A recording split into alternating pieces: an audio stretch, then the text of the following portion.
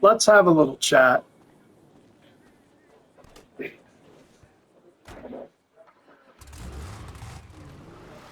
I'm recording this late at night.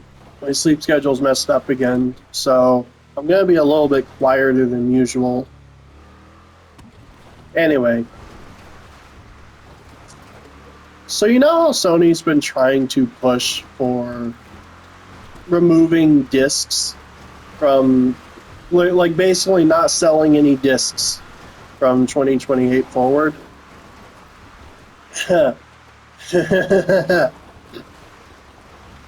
As of recording this video, just a few short days ago, Sony's network went out and nobody could tell what happened. It lasted pretty much damn near the whole day. There are a lot of people who just weren't able to sign in. And guess what's going to happen if Sony, like if PlayStation Network goes down and people can't sign in and it lasts like several days?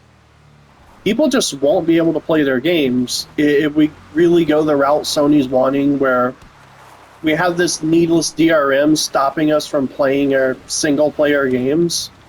Then there will legitimately be nothing people can do. And that is a key part of the conversation too. Like, it's not, like, it's obviously not just about, you know, the physical, like, discs.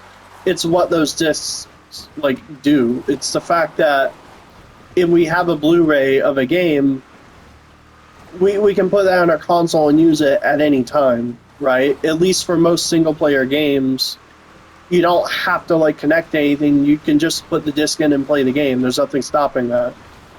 And that's really all we want, right? We just want to be able to own the copies of the games that we have. So, like, I find it deeply ironic that right at about the same time Sony is trying to make this grand push for digital-only future, this happens, right? A network outage. And it's not the first time Sony's network has gone down, nor will it be the last. Like, not even close. There are going to be more network outages. Sony's going to get hacked again because, of course, Sony keeps getting fucking hacked. Like, eventually, the PlayStation 5 will be fully jailbroken. It's funny, after they announced the removal of discs, like, PlayStation 5 jailbreakers have been basically fast-tracking their progress, and they managed to get a few games running on an emulator. It hasn't gotten that far, like, they still haven't gotten past, like, the title screens. I believe the games were stuff like, it wasn't Bloodborne, what was it? Oh yeah, Astrobot, and it was some indie game, I forgot the name of it, but it was a 2D side-scroller. But the fact that people were able to boot these up and somewhat play them on an emulator basically tells me that progress is being made, whether Sony likes it or not, on emulating the PlayStation 5 software. So, like, it's literally only a matter of time at this point before someone fully jailbreaks the entire PS5 system. So far, I believe we've jailbroken the base model PS5, the one that released when it first launched. The Slim and the Pro still have yet to be fully jailbroken. Like, you can actually boot Linux on a PS5. That's how crazy it's getting. So, like, Sony essentially just shot themselves in the foot. And really what I want to talk about, like, the reason I'm bringing this up is because here's what I think really needs to happen if we want to try to save our games. The PlayStation 6 needs to be a total flop. Like, when that console launches, we're gonna have to make sure that shit doesn't sell. Like, next time I go to a store, if I see the PlayStation 6 shelves, like, practically empty, I'm gonna be really disappointed. Because I think for everything Sony has done, they need to lose money on this. Like, there needs to be a tangible, noticeable effect from this fucking bullshit. Like this, like basically what happened to Xbox with the Xbox One and the Xbox Series needs to happen to PlayStation right now, right? It needs to happen with the PlayStation 6. This shit needs to be so fucking toxic that it stops people from buying a PlayStation 6. Where they like think about it, they see it on the shelf and they're like, I don't know, it's just getting pretty expensive. And instead they go to buy like a PC or something. Or if they can't afford a PC, maybe they get like a Steam Deck or a Rogue Ally or something.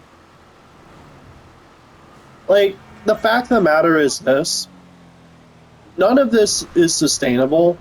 None of this is good for either the business or the consumer.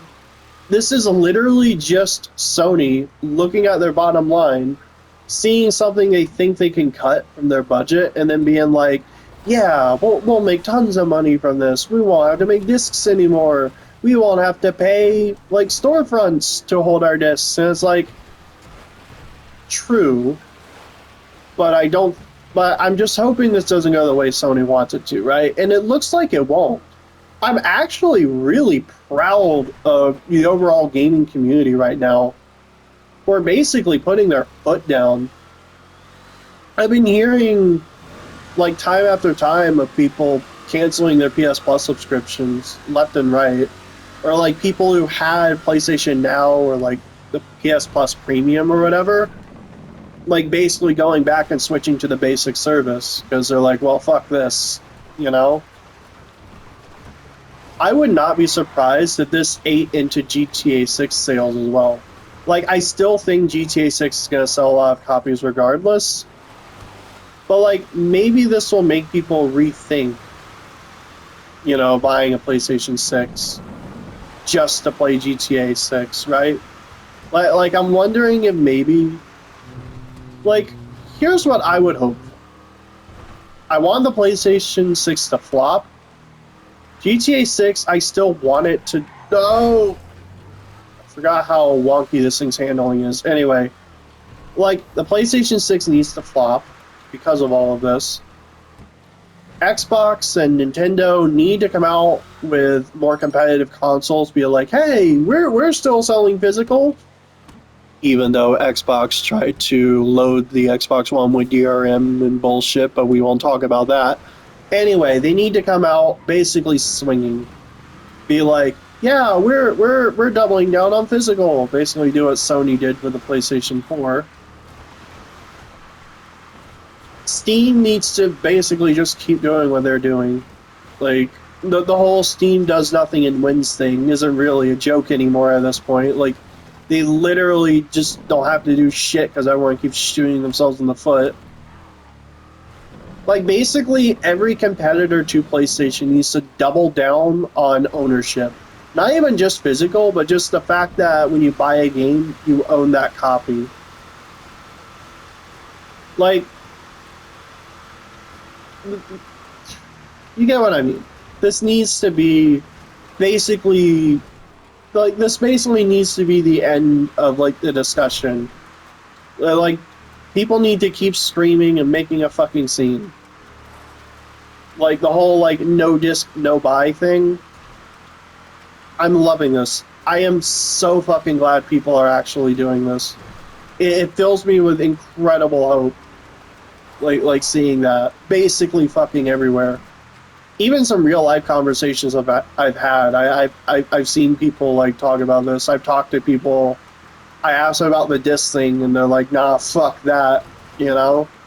Basically saying they're not going to buy a PS6. So, yeah, it's, it feels good.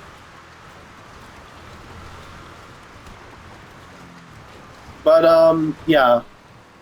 That's all I really wanted to talk about. This is going to be a shorter video. But, yeah. Fingers crossed, you know? It would be really fucking nice if, for once, like, after so many years, we actually have, like, a successful boycott.